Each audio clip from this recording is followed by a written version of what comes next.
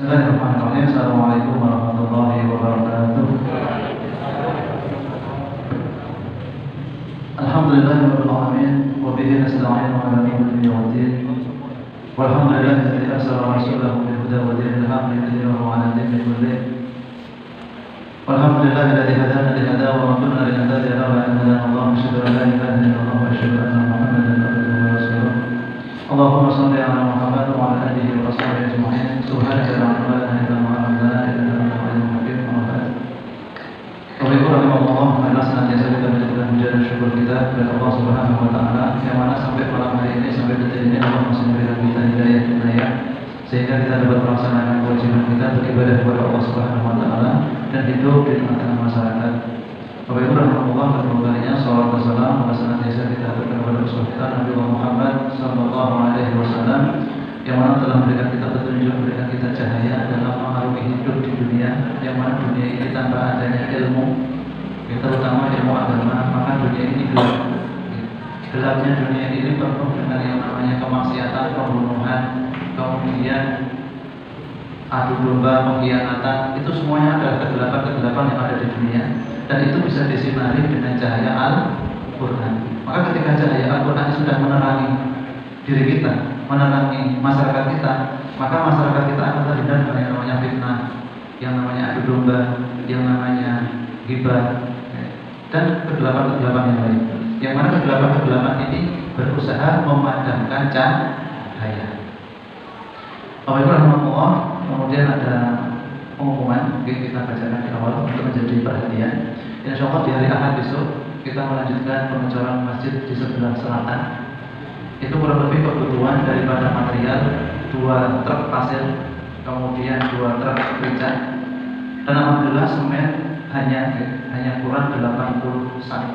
Jadi ini bukan jumlah yang banyak, cuma 2 truk pasir, 2 truk rica, kemudian hanya 80 sak semen. Maka mari sisian, sisian siapa yang mau mengambil memberikan pinjaman kepada Allah Subhanahu wa taala. Sesungguhnya infak sedekah itu adalah pinjaman. Sinten sing ngambil oleh Allah, dan Allah akan membalas karena Allah tidak pernah ingkar janji. Kalau diuangkan, pasir 1 truknya 1.200.000, rica 1 truknya 1.100.000, dan semen 58.000. Ini kalau diuangkan.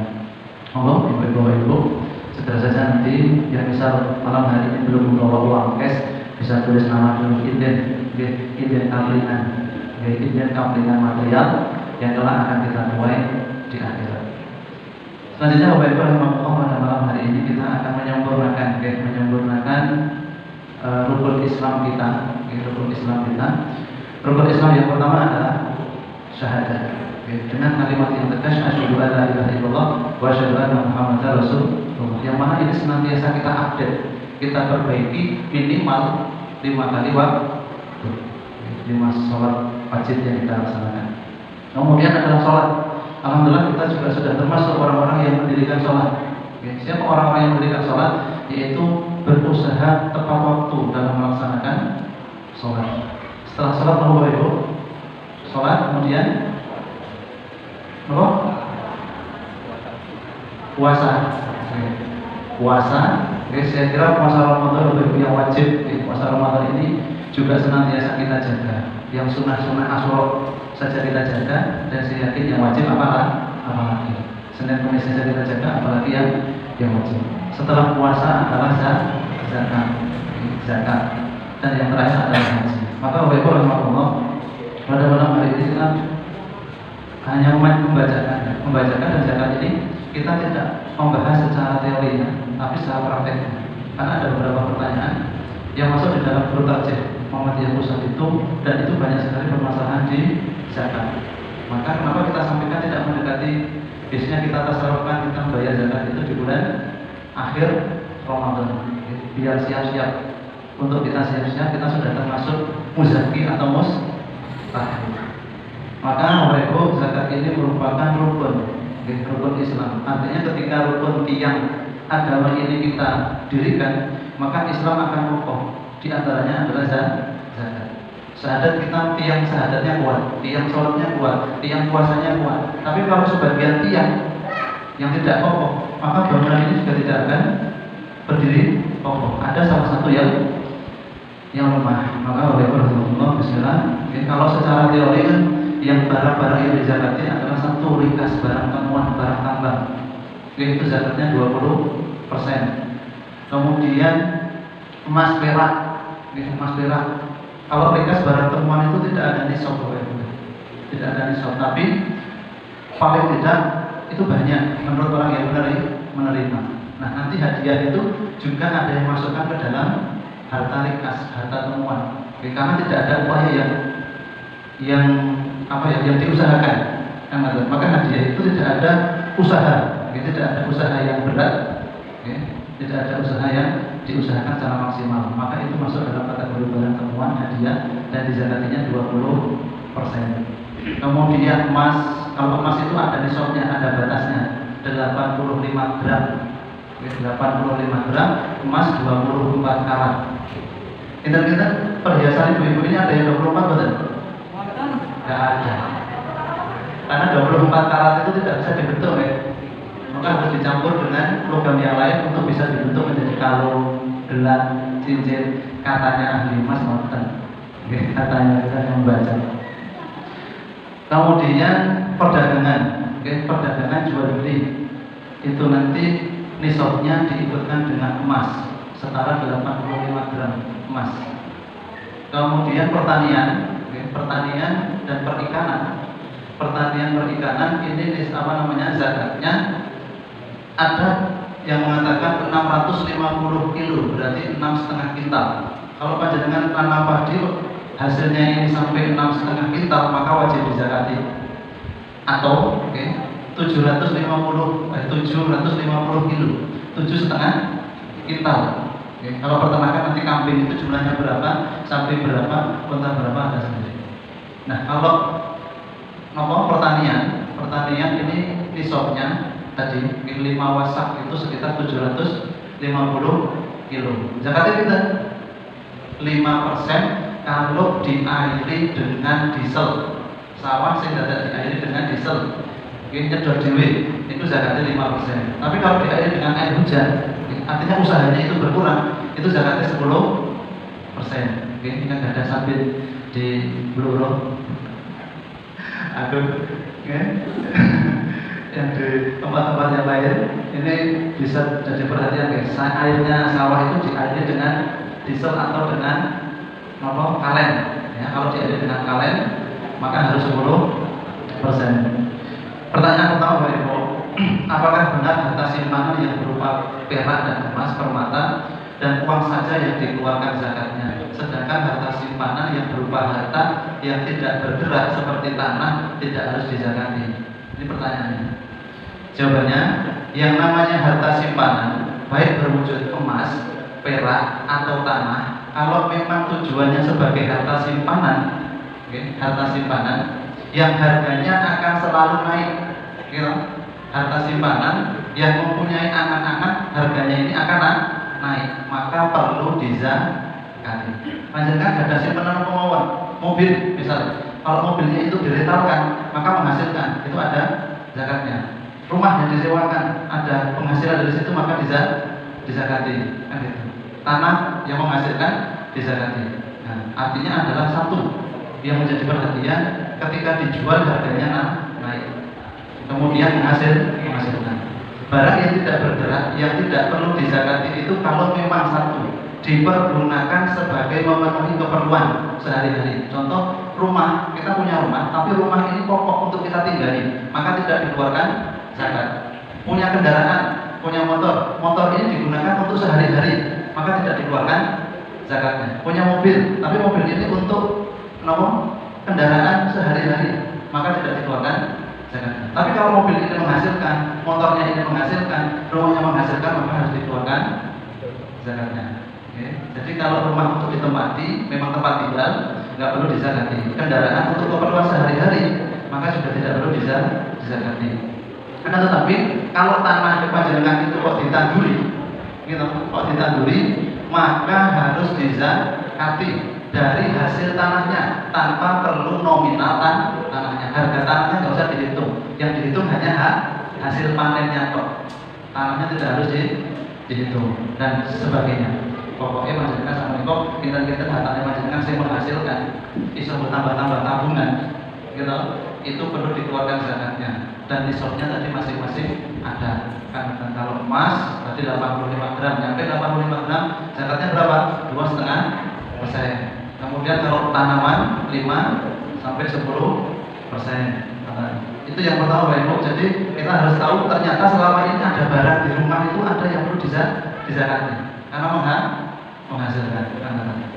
Kemudian Bapak Ibu yang kedua, zakat hasil sawah. Yang umumnya di Jawa Tengah ini dibudidayakan dengan intensif. Artinya di Jawa Tengah ini kebanyakan dengan diesel, nyedot toyo. Maka mengeluarkan zakatnya cukup 5%, bukan 10%. Sawah sebagian dijual sewa, maka hasil sewa dipandang hasil panen, dikeluarkan zakatnya 5%. Sawah yang dikerjakan orang lain, nah ini apa? Bahasa kita nopo sawah sih, nopo nih? Digarap nih, kita digarap nih. Jadi nanti ada perjanjian bagi hasil yang punya sawah berapa persen, yang nopo sing garap berapa persen. Itu ada ya di kita. Berarti sawah yang digarap orang lain. Pemilik sawah mendapat bagian panen, sedangkan penggarap juga dapat bagian. Maka pemilik mengeluarkan zakat 5% dari hasil yang didapat, sedangkan penggarap mengeluarkan zakat 5% dari hasil yang diterima. Bapak kalau panjenengan sawah atau digarap di atau sanes, ini dua-duanya mengeluarkan zakat. Karena kita tidak, ibaratnya tidak ada usaha, kita cuma dua ini sawah dan kita dapat bagian, maka 5%, dua-duanya mendapatkan bagian. Nah, yang selanjutnya Bapak Ibu, saya anggota veteran. Veteran menerima tunjangan dari pemerintah sebanyak 50.000 per bulan, paling sedikit. Apa setiap saya menerimanya wajib dizakatkan atau sekedar infak saja? Veteran mendapatkan tunjangan dari pemerintah 50.000 per bulan. Apakah wajib zakat? Jawabannya, kalau hanya dari penerimaan itu saja, artinya hanya dapat 50.000 itu, yang kalau dikumpulkan selama setahun tidak mencapai harga emas 85 gram murni, maka tidak wajib zakat karena tidak sampai nisab. Jadi veteran mendapatkan tunjangan yang mana di total setahunnya itu tidak mencapai 85 gram. Nah, nanti termasuk gaji, gaji. Artinya gaji itu setelah dikurangi kebutuhan pokok, tidak total gaji yang diterima misalnya 5 juta, 2,5% bukan dari 5 itu, tapi setelah dikurangi kebutuhan pokok. Nah, ini sebagai pengetahuan Bapak Ibu. Zakat tanaman dan perikanan. Zakat tanaman dan perikanan, gandum, beras, jagung, dan sejenis bahan pokok. Demikian pula kurma dan kismis dikenakan zakat bila sudah cukup nisabnya, yaitu 7,5 kintal. Beras, gandum, jagung, boleh cerita dulu. Ini batas zakatnya, wajib zakatnya 7,5 kintal. Kadar zakat hasil tanam tersebut di atas adalah sebagai berikut. Zakat tanam, tanam pertanian 10% dari hasil seluruhnya apabila dikerjakan tanpa mengeluarkan biaya atau pengairan dan lain-lain, dan 5% dari hasil seluruhnya apabila dikerjakan dengan mengeluarkan biaya. Tadi kita sampaikan paling tidak perairannya ini susah atau mudah. Hasil dari perikanan baik dari laut dan tambak ataupun dari air tawar adalah termasuk mandit tambang. Nah, ini juga ada dua pendapat. Perikanan itu masuk ke dalam pertanian atau masuk ke dalam barang tambang. Kalau tambang zakatnya 20%. Tapi kalau masuk perikanan itu kalau dengan air yang kita usahakan kolamnya dikebaki kali toyo sedotan, maka hanya 5%. Maka lebih dekat kepada pertanian, Dan ini Allah adalah dalil yang dijadikan sandaran hukum. Yang pertama, tentang hukum dikenakan zakatnya didasarkan pada keumuman ayat, yaitu di surah Al-Baqarah ayat 267. A'udzubillahi minasyaitonir rajim. Ya ayyuhalladzina amanu anfiqu min thayyibati ma kasabtum wa mimma akhrajna lakum minal ardi. Yang artinya, wahai orang-orang yang beriman, nafkahkanlah, maka pakai kalimat anfiqu infaq. Tapi di sini adalah penegasannya adalah zakat. Sebagian dari hasil usahamu, usaha kita banyak, ada perikanan, peternakan, perdagangan yang baik-baik. Nah, maka Ibu, syarat sahnya zakat itu diperoleh dengan cara yang baik.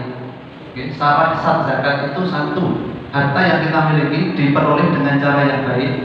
Oke, kemudian punya kepunyaan secara sempurna sampai nisab, haul, dan lain sebagainya, ada beberapa syarat. Maka yang baik-baik dan sebagian dari apa yang kamu keluarkan dari bumi atau untuk kamu, yang Allah keluarkan dari bumi untuk kita, yaitu pertanian. Ini dalil umum dalam melaksanakan zakat. Kemudian yang kedua tentang jumlah nisab, ini ada batas minimal untuk kita melaksanakan pembayaran zakat. An Abi Sa'id Al-Khudri, laisa fi habbi wala tamri sadaqatun hatta yablugha khamsata awsaq. Hadis yang diriwayatkan oleh Muslim dari Abu Sa'id Al-Khudri bahwasanya Nabi SAW bersabda, tidak dikenakan zakat atau biji-bijian dan tidak pula dikenakan zakat atas kurma sehingga sampai 5 wasak. Tadi kita konversi kepada kilo, itu 7,5 kintal atau 750 kilo. Itu terkait dengan nisab. Kemudian yang ketiga, mengenai kapan dikenakan zakat didasarkan kepada firman Allah surah Al-An'am ayat 141. Dan tunaikanlah haknya pada waktu memetik hasilnya waktu panen. Oke, jadi hasil panen itu dikeluarkan setelah kita panen. Panjenengan kok padi, kan tanam padi kemudian panen, maka dikeluarkan saat panen. Yang selanjutnya mengenai jumlah zakatnya didasarkan pada hadis riwayat Bukhari, Ahmad dan Ahlus Sunnah dari Ibnu Umar yang menerangkan bahwa Nabi SAW bersabda, yang artinya pada tanaman yang tersiram hujan dari langit dan mata air atau yang digenangi air selokan dikenakan zakat 1/10-nya. Oke. Sedangkan bagi tanaman yang disiram dengan sarana pengairan, zakatnya 1/20-nya. 1/20-nya. 1/10-nya dan 1/20-nya. Kemudian pembudidayaan ikan dengan ongkos pembibitan dan pemeliharaan yang cukup banyak, karenanya kalau dikiaskan dengan hasil dari tanah dikeluarkan zakatnya 5%, bukan 10%. Ini rahimahullah terkait zakat perikanan, peternakan atau perikanan khususnya, dan pertanian. Kalau nanti sapi, kambing beda lagi. Selanjutnya apa itu? Zakat harta yang didapat dari hutang atau pinjaman. Ketoke atau kata ning pinjaman. Ini dizakati nomor mboten? Ketoke beda akeh silean ana terkait. Harta pinjaman tidak dizakati. Oke. Ini pertanyaannya, saya seorang pedagang punya modal 15 juta. Sebagian harta itu di tangan orang lain. Nomor ini piutang, piutang lancar atau tidak lancar. Modalnya 15 juta, sebagian itu di tangan orang lain. Oke, enten sing dipinjam baik lancar atau tidak lancar. Sebagian berwujud barang dan sebagian lagi berwujud uang tunai. 15 juta, enten wujud duit, enten wujud barang, enten wujud sing dipinjam. Perlu diketahui bahwa modal 15 juta itu sebagian harta pinjaman. Padahal 15 juta itu juga termasuk utang. Bagaimana menghitung zakatnya? Harta pinjaman tidak dizakati sehingga modal 15 juta dikurangi utang. Jadi dari 15 juta itu si utang pinter. Kan? Setelah dikurangi utang, ditambah keuntungan. Setelah kita berjualan, berdagang atau beternak atau apapun, itu untungnya apa? Untungnya berapa? Itulah yang dikeluarkan zakatnya. Harta yang dalam pinjaman orang lain yang dapat diperkirakan akan kembali, utang sing keseriatan arab dibalik itu dihitung. Tapi kalau sudah tidak akan nggak mungkin kembali ini, maka tidak dihitung, tidak dizakati. Sedangkan harta yang dihutang orang lain yang kemungkinan besar tidak kembali, ini tidak dizakati. Sehingga perhitungan zakat harta Anda ialah modal ditambah keuntungan setelah dikurangi pinjaman dan dikurangi jumlah harta yang ada di tangan orang lain yang diperkirakan tidak akan kembali. Setelah berjalan setahun dikeluarkan zakatnya 2,5%. 2,5%. Adapun modal yang dihitung ialah baik yang masih berwujud barang maupun yang sudah berwujud uang tunai. Jadi dikurangi utangnya minta kali sing diutang kali tiang sing mungkin kembali niki dihitung di total. Kalau nggak mungkin kembali nggak usah nggak usah dihitung. Selanjutnya Ibu, bagaimana perhitungan zakat gaji? Yang berlaku di rumah tangga saya, zakat pohon kelapa 10%, perhiasan emas 2,5%, dan gaji 10%. 10%. Berarti gaji ini dinisbahkan, disandarkan kepada apa nih Ibu? 10%. 10% tadi kepada perdagangan, pertanian. Berapakah zakat gaji yang sebenarnya? Zakat terhadap gaji seorang karyawan dapat dimasukkan pada zakat mal, zakat harta. Pada umumnya kalau dalam waktu 1 tahun terkumpul dapat mencapai nisab seharga 85 gram emas, maka dikeluarkan zakatnya 2,5%. Dan sini panjenengan dikumpul kemudian nyampe 85 gram emas. Saat itu harga emas saat panjenengan ajeng ngedalke. Kita harga emas murni dengan emas perhiasan itu tinggi mana wae? Emas murni ya? Emas murni. Maka panjenengan berusaha di Google harga emas murni hari ini pada PG 85 gitu. Nanti ketemu hasilnya. Dan gaji itu pengeluarannya 2,5% berdasarkan ayat 267 surah Al-Baqarah, ya ayyuhalladzina amanu anfiqu min thayyibati ma kasabtum wa mimma akhrajna lakum minal ardi. Yang tadi saya jelaskan. Kemudian ini ada bertentangan, termasuk zakat gaji itu masuk yang mana? Ada orang yang tidak setuju, untuk dasar zakat karena dengan menggunakan kata infak. Padahal dalam penetapan hukum zakat emas menggunakan ayat yang mengandung kata infak juga. Tuh, ini terkait dengan kalimat yang digunakan adalah anfiqu, berinfaklah. Maka di sini penegasinya adalah zakat. Mengenai berapa jumlah pengeluaran zakat, apakah 2,5% atau 10% atau 5%?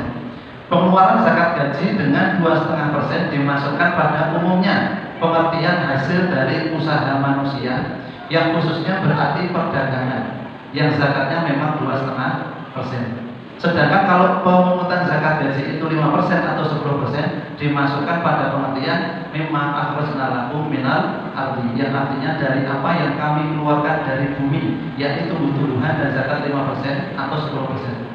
Tapi hal ini kiranya agak jauh, gaji kok disamakan dengan pertanian, ini jauh.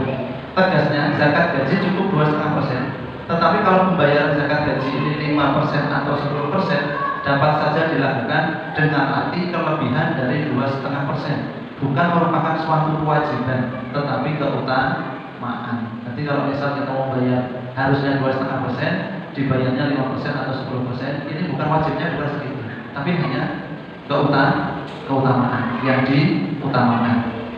Selanjutnya Ibu, zakat ternak, zakat binatang ternak.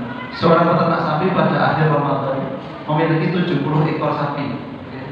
Akhir Ramadan tahun 1406 berarti 1406 Hijriah, memiliki 70 ekor sapi yang pada bulan Syawal tahun 1407 Hijriah lahirlah 35 ekor sapi, sehingga jumlah totalnya 70 ditambah 35, jumlah totalnya menjadi 105 sapi. Semua sapi itu belum dizakati pada bulan Syawal berikutnya.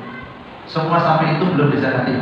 Pada bulan Syawal berikutnya, yakni tahun 1408 Hijriah, berapakah harus dikeluarkan zakatnya? Tadinya sapinya bisa 105 sapi. Zakatnya bisa zakat ternak sapi apabila telah mencapai nisab. Nisab sapi yakni 30 ekor. Kalau sudah mencapai 30 ekor, ialah zakatnya seekor anak sapi yang berumur 1 tahun. Jadi kalau panjenengan nggak ada sapi 30 ekor, zakatnya sapi siji, gitu. Seekor anak sapi yang berumur 1 tahun. Dan kalau mencapai jumlah 40 ekor, gitu. Tadi kalau 30 ekor satu anak sapi pedet 1 tahun masih dibilang pedet apa tadi? Pun dewasa, pun setahun. Dan kalau mencapai jumlah 40 ekor, maka zakatnya seekor anak sapi yang umurnya 2 tahun. Jadi sing di zakati, sing ditarik di zakat itu umurnya 2 tahun. Tapi yang umurnya 30, kalau jumlahnya 30 ekor, maka zakatnya 1 ekor sapi yang berumur setahun. Ketentuan ini didasarkan pada hadis riwayat Ibnu Majah, Abu Dawud dan At-Tirmidzi serta menganggapnya hasan, juga diriwayatkan oleh An-Nasa'i dan Al-Hakim dan menganggap sahih menurut syarat yang ditentukan oleh Bukhari Muslim. Yang artinya dari Mu'adz bin Jabal ketika Nabi memutusnya ke Yaman, beliau memerintahkan untuk memungut zakat pada tiap-tiap 30 ekor sapi. Zakatnya seekor anak sapi jantan atau betina yang berumur 1 tahun disebut dengan apa? 1 ekor yang berumur 1 tahun disebut apa, Ibu? Tabi'an atau tabi'atan. Dan tiap-tiap 40 ekor zakatnya 1 ekor anak sapi yang berumur 2 tahun disebut dengan musinah. Tabi'an atau musinah. Adapun pelaksanaan zakatnya setelah berlalu 1 tahun, sehingga zakat terhadap sapi yang akan ditanyakan pada waktu melampaui 1 tahun masih berjumlah 70, maka zakatnya ialah seekor anak sapi berumur 2 tahun bagi yang berjumlah 40, dan seekor anak sapi yang berumur 1 tahun untuk menzakati sapi yang berjumlah 30. Berarti 70 sapi itu zakatnya beda. Rong sapi umur setahun kali umur 2 tahun. Itu yang jumlah sapinya 70. Sehingga jumlah pada akhir tahun menjadi 68. Setelah berjalan setahun lagi jumlah sapi menjadi 68 ditambah 35 menjadi 103 ekor. Kan tadi 105 dizakati loro atau 103. Maka zakatnya 2 ekor sapi, 2 ekor anak sapi yang berumur 1 tahun dan seekor anak sapi yang berumur 2 tahun. Jumlah zakat seluruhnya adalah 5 ekor. Oke, 5 ekor anak sapi. Kalau jumlahnya kita 103 ekor. Kita dengan perincian sebagai berikut. Pada bulan Ramadan tahun Hijriah 1406 sampai Ramadan tahun 1407 Hijriah, jumlah sapi tetap 70 ekor. Dan dikeluarkan zakatnya seekor sapi berumur setahun dan seekor sapi yang umurnya 2 tahun. Jadi berjumlah 2 ekor sapi. Pada bulan Ramadan tahun Hijriah 1408, jumlah sapi telah mencapai 103. Dan waktu telah berjalan setahun, karenanya wajib dizakati 2 ekor sapi yang berumur 1 tahun. Oke. Ini berarti untuk menzakati berapa? Kalau 2 ekor sapi umurnya setahun, berarti swidak sapi, kan benar. Dan seekor sapi yang berumur 2 tahun untuk menzakati 40, kan benar. Gandeng genjal dulu, zakati 43 sapi. Oke. Gandeng 40 ekor itu zakatnya harus umurnya 2 tahun. Gandeng ini 43. Gitu. 43 maka dimasukkan 43 itu dihitung 40. Oke, sapi jadi berjumlah 3 ekor sapi. Jumlah seluruhnya zakat yang harus dikeluarkan ialah 5 ekor sapi karena dia nggak zakat selama berapa? 2 tahun. Tahun yang pertama ketika jumlah sapinya 70 itu kali. Setelah setahun tambah 103 tambah 3 sapi maka 5 ekor. 5. Kemudian apa itu? Modal dan keuntungan apakah wajib dizakati? Modal dan keuntungan apakah wajib dizakati? Ini bagi yang punya bisnis ini jualan atau apapun. Apakah pokok atau modal dagang wajib dizakati tiap tahun ataukah cukup sekali saja? Misal seorang pengusaha dengan modal 40 juta. Setelah setahun berjalan pokok dan keuntungannya mencapai 45 juta. Jadi tambah beda 5 juta. Kemudian dikeluarkan zakatnya 40 juta sebagai modal yakni 2,5%. Okay. Kemudian labanya yang 5 juta tadi itu juga dizakati 2,5%. Nah pertanyaannya apakah seperti ini atau bagaimana? Kan tadi modalnya dizakati dewe, keuntungannya dizakati dewe. Nah jawabannya harta perdagangan wajib dizakati sebesar 2,5% setelah berjalan setahun. Artinya setelah perdagangan itu berlangsung selama 1 tahun. Jumlah uang hasil keuntungan beserta modalnya dizakati bersama-sama, bukan hanya modalnya saja, bukan pula labanya atau keuntungannya saja. Seperti contoh yang Anda tanyakan. Kalau seorang pedagang dengan modal 40 juta, setelah setahun menjadi 45 juta, maka zakatnya adalah 45 juta itu yang dizakati.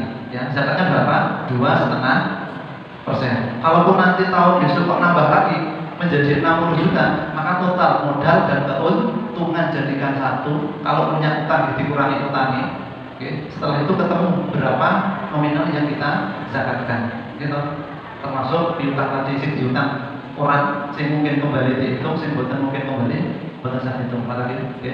Sing boten kemungkinan kembali, jadi boten saya hitung zakatnya. Kemudian Allah, zakat transaksi atau harta warisan. Apakah benar perhitungan harta perdagangan dihitung dengan 2,5% kali jumlah harta pokok transaksi? Dan apakah uang yang didapati dari warisan tidak perlu dizakati? Jawabannya, harta perdagangan diperhitungkan bukan jumlah kali dan harga kontrak, tetapi dihitung berdasarkan jumlah pada akhir tahun perhitungan. Maka zakatnya itu bukan per transaksi. Misal beli rokok, beli gandum, beli minyak, itu nggak per item, nggak per transaksi. Akan tetapi di total di akhir tahun. Semua harta dagang yang ada termasuk harta keuntungan bersih dikurangi hutang-hutangnya, itulah yang dizakati. Maka nanti modal, keuntungan, utang, piutang semuanya dihitung, baru itu yang bisa dizakati. Mengenai harta warisan tidak dizakati pada waktu menerimanya, tetapi kalau berupa uang dizakati setelah setahun di tangannya. Oke, harta warisan kok bentuknya uang, dan uang ini setahun buatan kurang, teman-teman, tetap utuh segitu, maka dizakati. Kalau berupa tanah, dikeluarkan zakatnya pada waktu tanah itu menghasilkan tanaman. Ya, bukan menghasilkan berarti tidak dizakati. Yang dizakati cukup hasil tanamnya, tidak termasuk harta tanahnya. Tadi sudah kita sampaikan di atas. Pertanyaannya, kalau misalnya harta warisan itu dijual, dizakati betul? Oke, ketika itu kita menerima kok dijual, maka di situ ada perhitungan zakatnya. Ketika kita menjual, yang penting sampai nisabkan gitu. Kemudian zakat emas perhiasan. Surah ayat 219 secara umum dapat dipahami bahwa harta yang diinfakkan, yang dizakati adalah harta yang lebih dari kebutuhan. Dalam masalah ini, perhiasan emas yang digunakan sehari-hari hanya sebatas kebutuhan untuk mempercantik diri dengan menggunakan yang wajar, yang tidak berlebihan dari kebutuhan, maka tidak dikeluarkan zakat padanya. Oleh karena itu dapat disimpulkan bahwa perhiasan emas yang harus diinfakkan dizakati adalah perhiasan yang melebihi batas kewajaran, tidak dipakai dalam arti bahwa perhiasan itu disimpan telah melewati 1 tahun dan telah mencapai nisab 85 gram emas murni. Bapak Ibu rahimahullah, kita ketika panjenengan memakai 85 gram emas itu kebutuhan atau lebih dari kebutuhan? Artinya ketika kita punya 85 gram emas, maka wajib dikeluarkan zakat yang sudah lebih dari kewajaran. Mungkin Anda yang ini wedok paling sak gram nanti tekap ya. Kita sebagai tanda kalau ini perempuan. Nah, kalau lebih dari itu tidak mungkin 85 gram emas kemudian kita pakai secara wajar, maka sudah lebih dari kewajaran. Bila engkau memiliki 200 dirham dan telah berlalu 1 tahun sejak dirinya, maka padanya engkau dikenakan zakat. Dan ini bersama Bapak Rahimahullah. Maka Bapak Rahimahullah, untuk zakat ini, mari, ini termasuk salah satu tiang agama. Yang kita takutkan adalah ternyata di dalam rumah kita ini ada benda atau ada usaha yang perlu kita zakati, dan kita masih merasa ini belum waktunya dizakati karena kita belum tahu ilmunya. Maka nisab-nisab tadi, batasan-batasan zakat ini mari kita perhatikan. Kalau memang kita sudah wajib zakat, ya harus kita keluarkan. Jangan sampai kita sudah wajib, contohnya punya berapa 30 ekor sapi, karena menghindari kewajiban zakat akhirnya si 10 dikasihkan orang, dalam artian di atas namakan orang lain. Dalam rangka apa? Menghindari zakat. Yang seperti ini akan mendapatkan ancaman Allah Subhanahu wa Ta'ala. Maka jangan sampai Allah, harta-harta yang Allah titipkan kepada kita ini malah membawa kita kepada api neraka. Dan ini tadi adalah pinjaman yang Allah hamparkan kepada kita, ya, pembangunan masjid kita Medak di sebelah selatan ini. Maka mari kita rebutan, berbondong-bondong untuk menyambut pinjaman yang Allah hamparkan kepada kita. Maka oleh itu dapat kami sampaikan kurang lebihnya mohon maaf. Dan sebagai tambahan pengumuman Bapak Ibu, di malam Jumat itu kan pengajian pada maghrib itu kan sudah dari dulu gitu, sudah dari zaman Jimbar itu sudah ada, dan ternyata semenjak Idul Fitri sampai sekarang itu kan mati gitu, belum mulai kembali. Nah, pengajian tinggalan yang baik ini mari kita semangatkan lagi, termasuk malam ini kan perpindahan dari malam Sabtu dulu gitu. Malam Sabtu pada Isya pengajian Bapak-bapak, dan akhirnya dipindah di malam Senin, kemudian pindah lagi di malam Jumat, pindah lagi ke malam Kamis. Artinya ini juga pengajian adalah warisan, kegiatan warisan, maka harus kita pertahankan. Nah, malam Jumat itu sama, dan malam Rabu kabarnya juga sama. Malam Rabu juga kabarnya sama. Insya Allah malam Jumat besok kita mulai lagi dalam rangka memperkuat semangat kita, karena semangat kita disuntik dengan semangat musda, memakmurkan masjid, mencerahkan atau memajukan Madaya. Oke, ini bukan hanya slogan tapi adalah cita-cita besar, memakmurkan masjid dan memajukan Madaya. Nah, kemarin kita sempat maju dan sekarang ini akan mundur, maka kita majukan lagi dengan semangat musda. Oke.